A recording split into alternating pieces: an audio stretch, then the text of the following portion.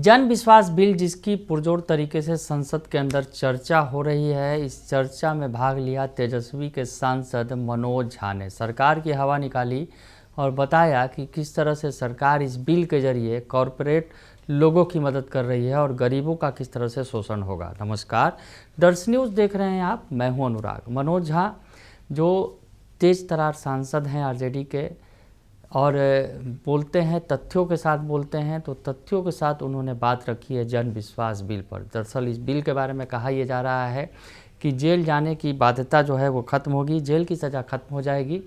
दरअसल जेल की सज़ा ख़त्म होने के पीछे जो बताया जा रहा है कि सभी अपराधों की सज़ा ख़त्म नहीं होगी, केवल छोटे तकनीकी और प्रतीकात्मक जो उल्लंघन है ऐसे मामलों में जेल की जगह जुर्माना, चेतावनी या फिर सुधार नोटिस दिया जाएगा। पहली बार गलती करने पर नरमी बरती जाएगी और बाद में गलती करेंगे तो फिर उसमें सख्ती की जाएगी और दंड बढ़ेगा। तो इस तरह के कुछ प्रावधान ला रही है सरकार जो है जन विश्वास बिल। इस पर जो है तगड़ा हमला बोला मनोज झा ने।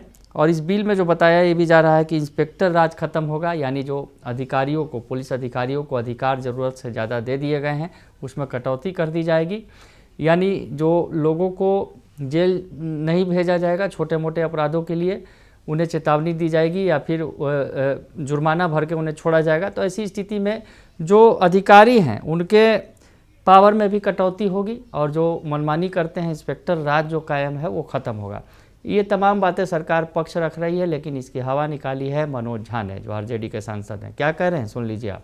Professor Manoj Kumar Jha, 3 minutes. शुक्रिया माननीय उपसभापति महोदय। मैं माननीय मंत्री जी बड़े गौर से सुन रहे हैं, पढ़ भी रहे हैं। उनको आग्रह करूंगा कि नाम बड़ा बढ़िया रखा है, जन विश्वास। अब ये तो मैं यही जानना चाहता हूं उस कागज के पीछे कौन सी चीज है। बहरहाल मैं माननीय मंत्री जी, हमारे यहाँ कहावत है, महाराष्ट्र में भी होगी, गुजरात में भी होगी, नाम बड़े और दर्शन छोटे। मैं क्यों कह रहा हूं ये बात, इसके पीछे एक कहानी छोटी सी सुनाऊं। There is a paper on criminology in my university as part of department of social work.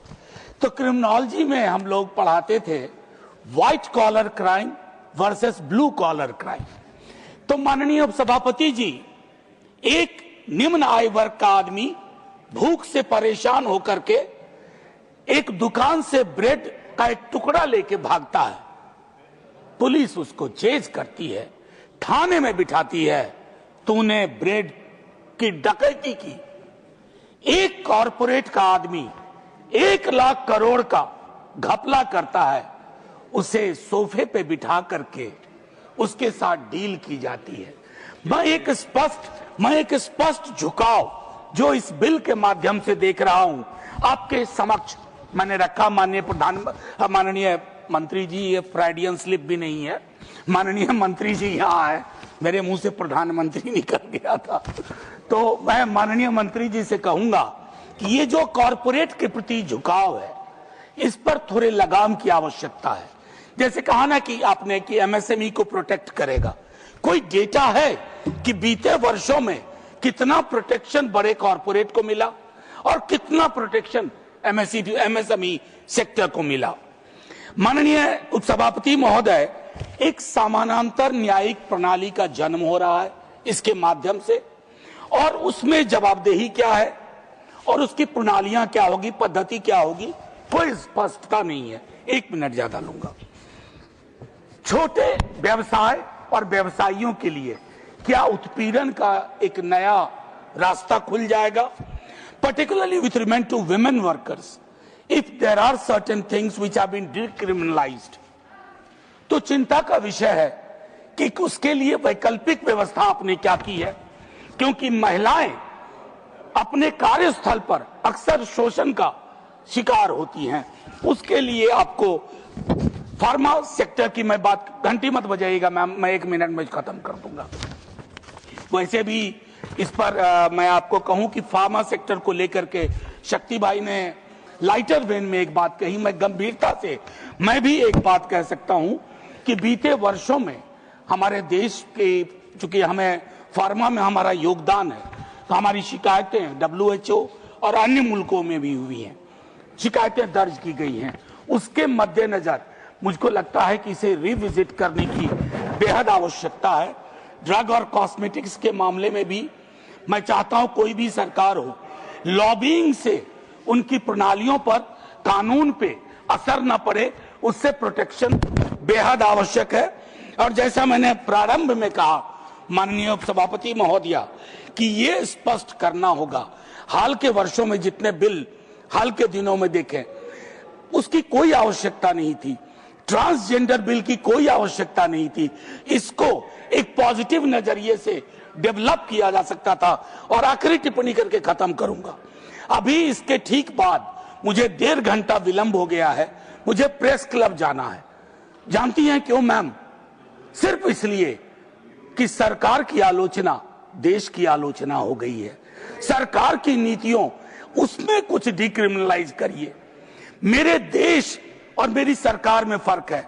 ये फर्क 75 वर्ष पूर्व भी था, ये फर्क 75 वर्ष बाद भी रहना चाहिए। क्योंकि आज मैं जहां जा रहा हूं वहां यूट्यूब बैन कर दिया गया है, जर्नलिस्ट हैव बीन बैन, और मैं वहां जा रहा हूं सदन की तरफ से, अपने दल की तरफ से, राष्ट्रीय जनता दल की तरफ से मैं अंत में माननीय मंत्री जी को जय हिंद के माध्यम से कहता हूं कि तय करिए कि सरकार किसके लिए है।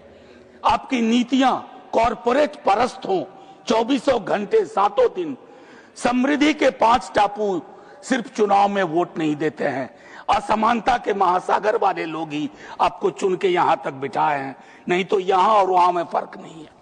जय हिंद। तो सुना आपने कि मनोज झा बता रहे हैं कि किस तरह से सरकार जो है कारपोरेट को ही मदद कर रही है। गरीबों की इसमें गरीबों का कोई भला नहीं होने वाला है, गरीबों के हित में ये बिल नहीं होने वाला है। जैसा कि सरकार दावा कर रही है कि जो लोग बेवजह फंस जाते हैं, जो गरीब हैं, वो आसानी से जो है वो छूट जाएंगे, जेल नहीं जाएंगे। लेकिन मनोज झा का कहना है इसमें जो पूंजीपति लोग हैं उनको फ़ायदा मिलेगा और गरीब आदमी को परेशानी जो है वो बनी रहेगी गरीब की।